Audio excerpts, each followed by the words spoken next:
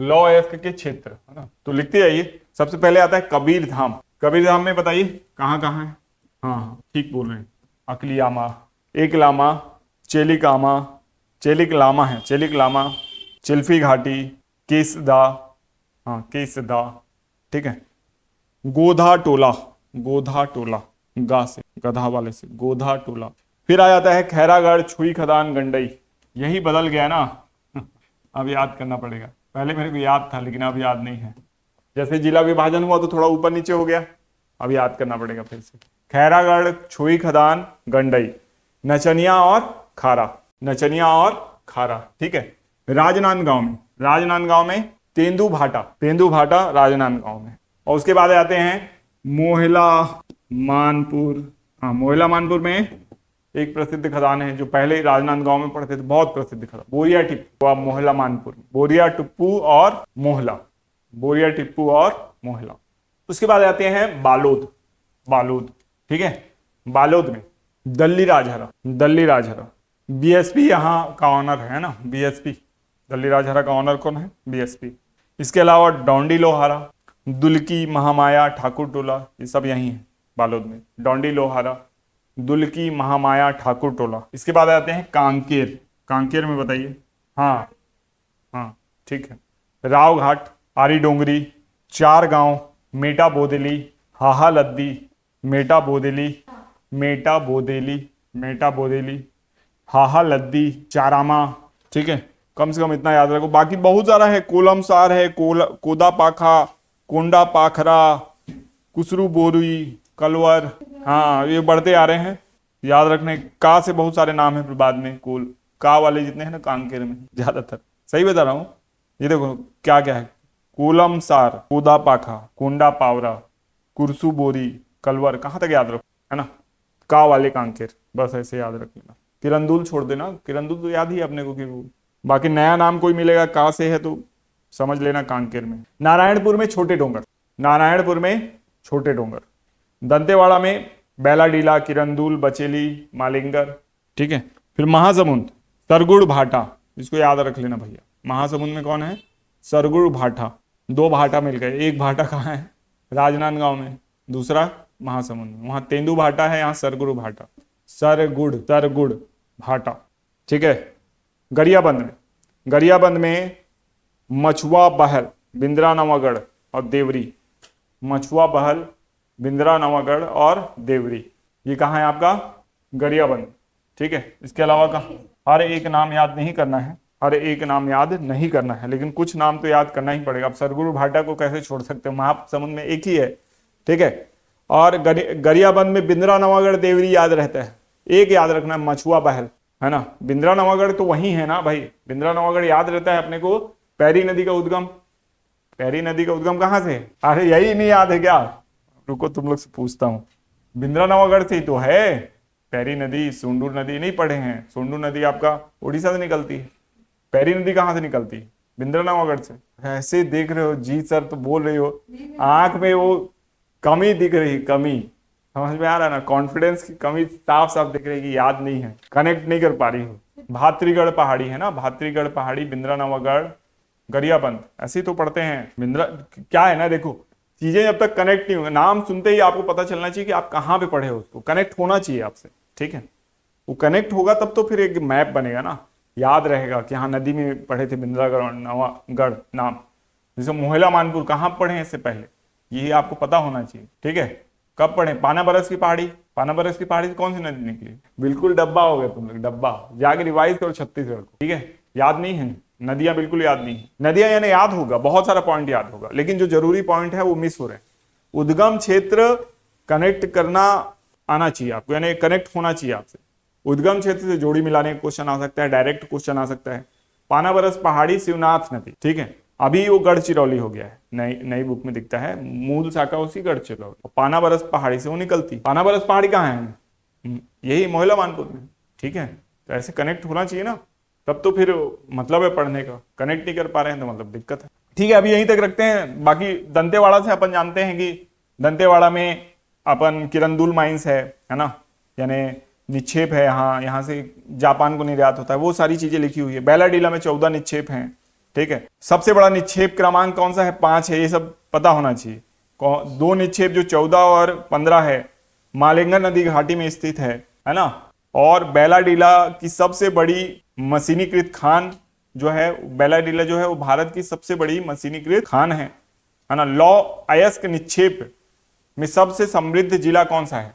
लौ अयस्क निक्षेप में सबसे समृद्ध जिला दंतेवाड़ा है। दंतेवाड़ा क्योंकि बेलाडीला वहां स्थित है।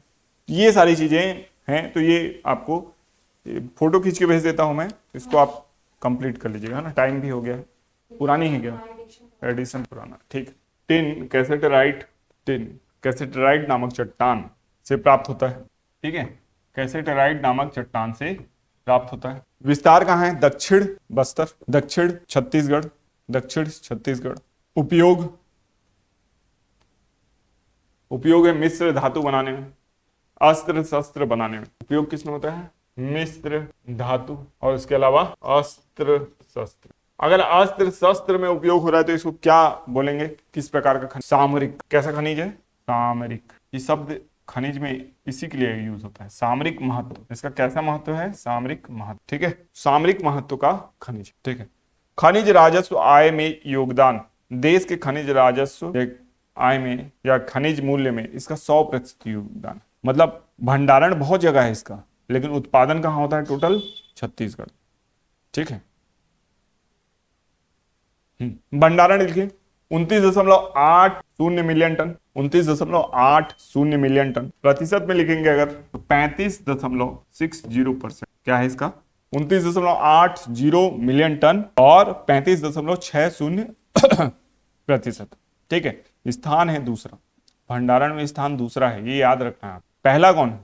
हरियाणा है, 53 मिलियन टन है हरियाणा के पास। हरियाणा के पास कितना है? 53 मिलियन टन। छत्तीसगढ़ के पास 29 मिलियन टन। ओडिशा तीसरे नंबर पे। ओडिशा के पास कितना टन है ये तो नहीं दिया हुआ है, लेकिन हाँ ओडिशा का स्थान तीसरा है। पहले झारखंड का स्थान भी रहा करता था, तो चौथे पांचवें नंबर पे होगा, है ना। उत्पादन में 100% योगदान किसका है? छत्तीसगढ़ का। लिख लीजिए प्रथम स्थान पर। भारत का एकमात्र टिन उत्पादक राज्य, ठीक है। भारत का एकमात्र राज्य टिन उत्पादक राज्य कौन है?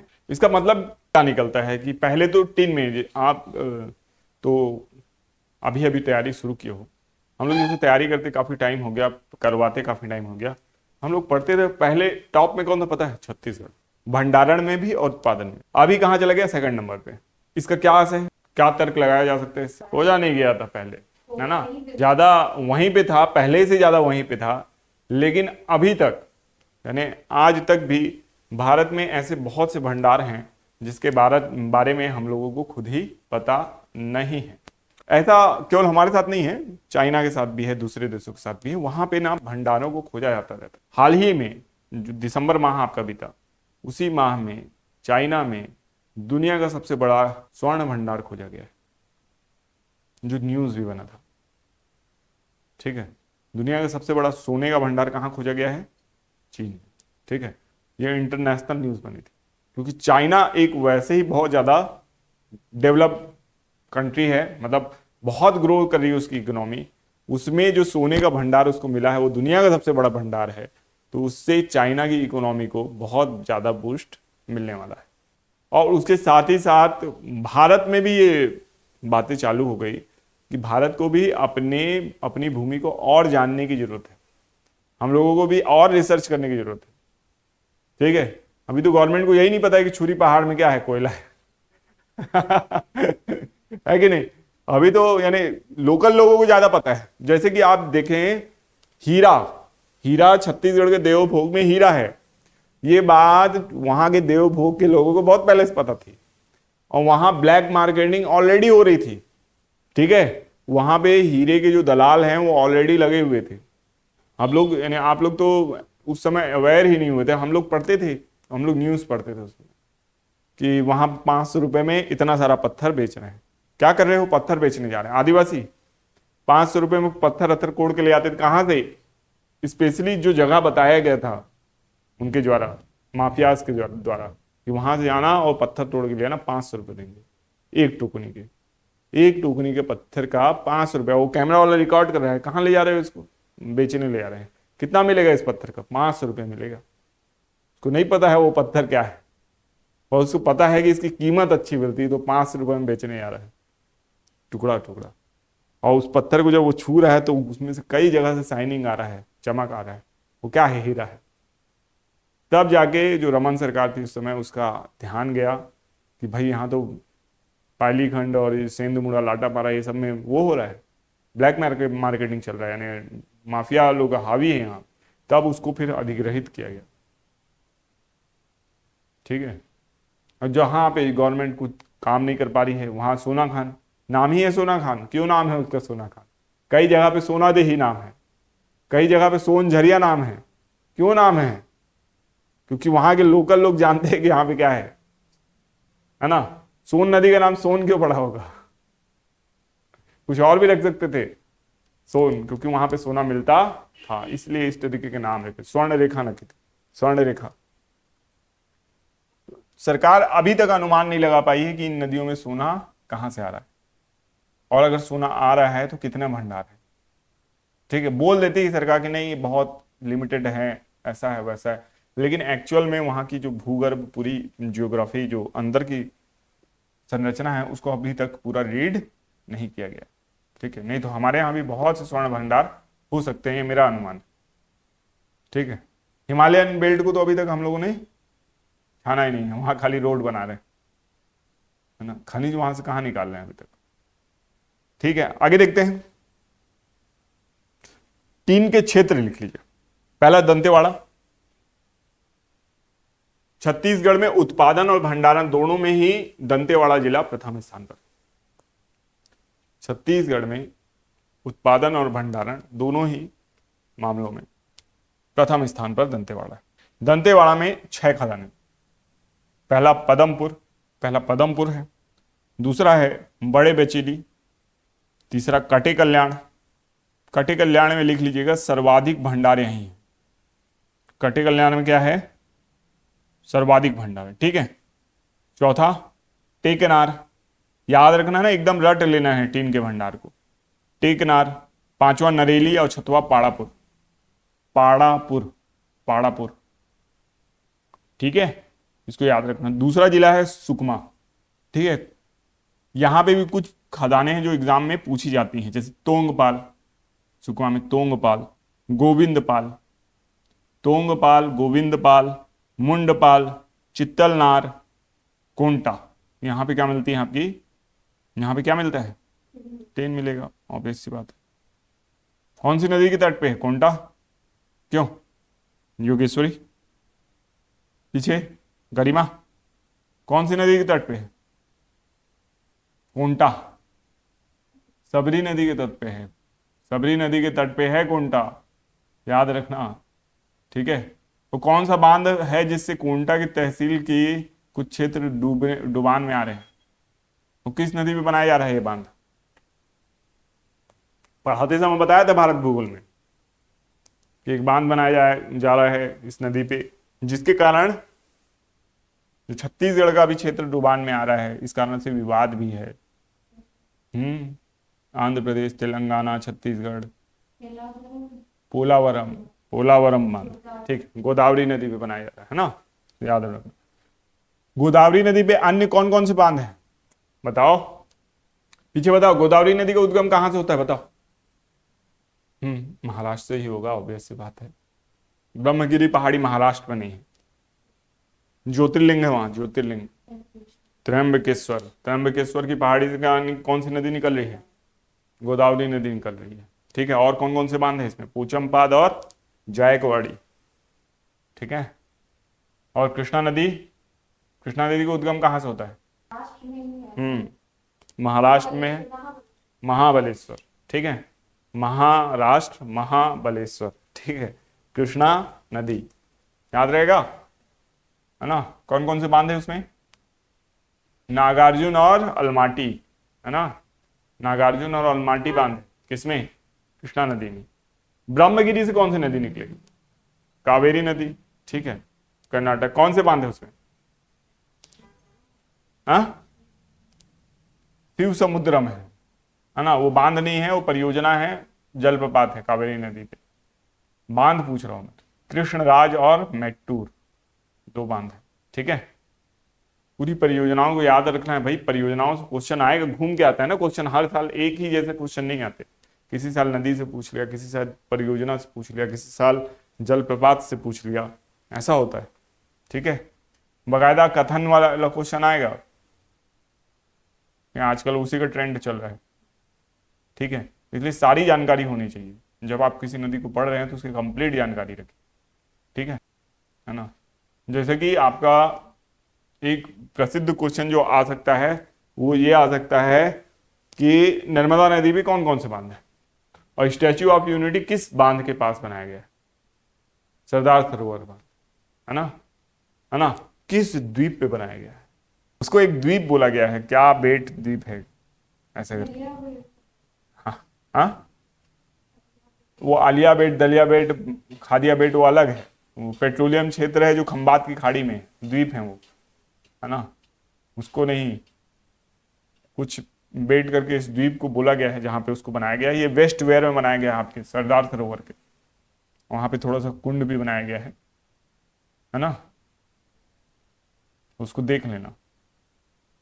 उसकी जो उसका फाउंडेशन है उसकी भी अपनी हाइट है ना, और उसकी हाइट को मिला के 240 मीटर की हाइट है। तो 240 मीटर यहाँ नहीं होता, बहुत बड़ी मूर्ति। ठीक है, आगे देखें, लिख लीजिए बस्तर। बस्तर में भीमसेन और वास नदी घाटी। बस्तर में भीमसेन और वास नदी घाटी, भीमसेन और वास नदी घाटी है। भंडारण क्रम, कटे कल्याण, तोंगपाल, फिर बचेली, फिर पदमपुर। भंडारण क्रम लिखिए, कटे कल्याण, फिर तोंगपाल है, फिर बचेली है, फिर पदमपुर है। कटे कल्याण, तोंगपाल, फिर बचेली, पदमपुर।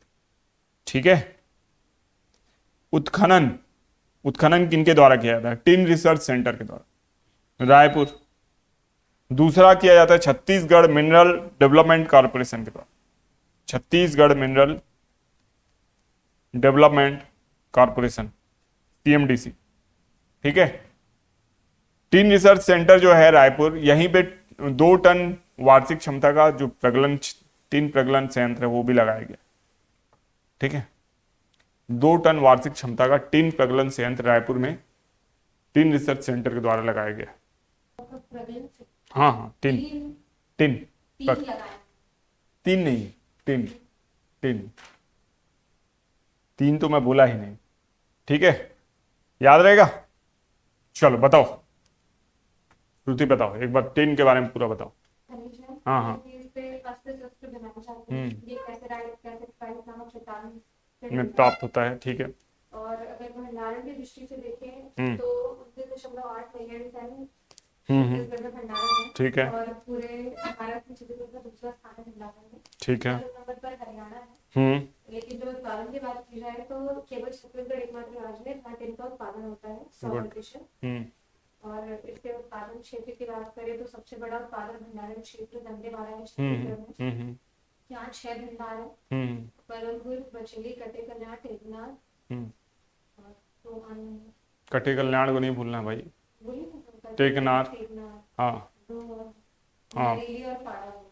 पाड़ापुर। ठीक है, नरेली और पाड़ापुर। उसके अलावा सुकमा में है, हाँ हाँ, तोंगपाल, गोविंदपाल, मुंडपाल, चितलनार, कोंटा, बस्तर में वास नदी घाटी। ठीक है, तो इनको याद रखना है। But good. इसके बाद हम लोगों को देखना है नेक्स्ट कोरंडम, है ना। आगे देखेंगे इसको नेक्स्ट क्लास में। आज एक ही खनिज हम लोगों ने पढ़ा है।